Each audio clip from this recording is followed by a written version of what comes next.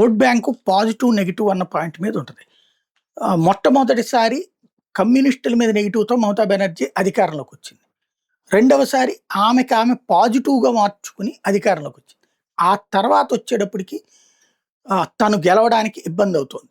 Bharatiya Janata party ఏకంగా సగం సీట్లు సాధించేసుకుంది పార్లమెంట్‌లో. అక్కడ 18 సీట్ల దాకా సాధించుకుంది. అంటే గట్టి పోటీదారైంది. వాళ్ళకి మధ్య 4, 5% ఓట్ల తేడా స్టేజ్‌కొచ్చేసింది. దాంతో సీన్ అర్థమైపోయింది. అంటే అనుకూల ఓట్లు తగ్గిపోతాయని.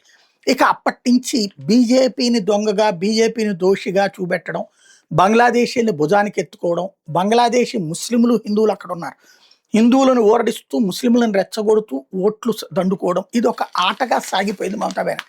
ఇప్పుడు మమతా బెనర్జీకి ఈ దఫా అటు ఇటు అన్ని అస్త్రాలు ముగిసిపోయినాయి. దాంతో ఇక ఒకప్పుడు జయలలిత అనుసరించినట్టుగా, ఒకప్పుడు చంద్రబాబు నాయుడు అనుసరించినట్టుగా ప్లాన్ చేస్తుంది. ఎట్లాగా అంటే చంద్రబాబు నాయుడు గుర్తుంది కదా, 2019లో మోడీ మీదన పోరాటం. అంటే తన ప్రభుత్వ వైఫల్యాలను కవర్ చేసుకోవడానికి, ఆ వైఫల్యాలని మోడీ వల్ల జరిగినాయి, సక్సెస్ అంతా నా వల్ల జరిగింది, మోడీనే దించేస్తాం, మోడీని ఎట్టి అమ్ముకోవడానికి పంపించేస్తాం అంటూ వెళ్ళారు. కానీ దెబ్బతిన్నారు. జయలలిత అట్లాగే ఒకప్పుడు కేంద్రంలో కాంగ్రెస్ నా మీద కుట్ర పన్నుతోంది, దాని అంతు తేలుస్తానంటూ ఎన్నికలకు వెళ్ళారు, ఓడిపోయింది.